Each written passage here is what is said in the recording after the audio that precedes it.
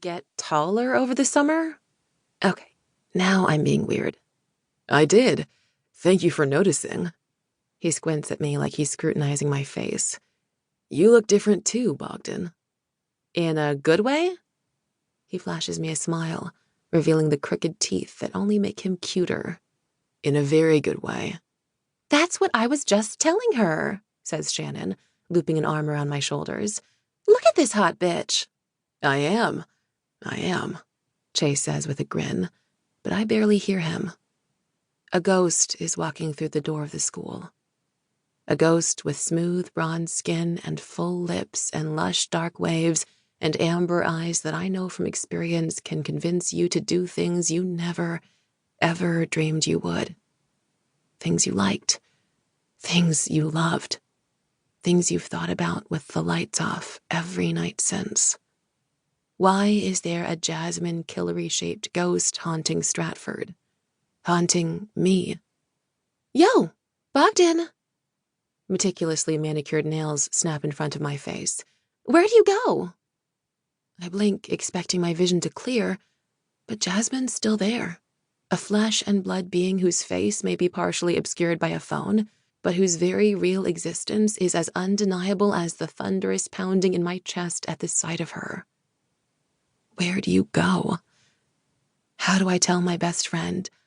I don't even know where to begin answering that question. Then. The air is different in the Outer Banks, but then everything is.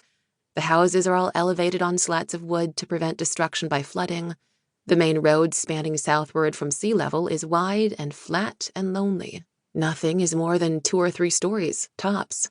It's a far cry from the suburbs of New York City and the summer I'm supposed to be spending hand-selling books, consuming my weight in frozen yogurt, babysitting the Sullivan triplets, and glaring jealously at Instagram selfies of Shannon posted from the top of the Eiffel Tower. It wasn't a dream summer plan, but it was mine. Wrecked the instant my mom swept into our apartment and announced I had a week to pack an entire summer's worth of stuff. I wasn't happy about it. Any of it. But I'm not 18 yet, and I can't exactly show up at my dad's house for the first time in years begging to be babysat. Instead, I spent a week moping in front of crappy TV, said goodbye to my friends, packed my duffel bag with clothing meant for moping, and we were off. It's a little humiliating staying in the guest suite of my mom's boss's huge beach house, but at least it has a small second bedroom for me with an incredible view of the Atlantic. Declan Killary, CEO of Decker Industries, either did something very right in a past life or does a lot of terrible shit in this one. It only takes half an hour for us to get settled before we're summoned to the kitchen, or at least my mother is.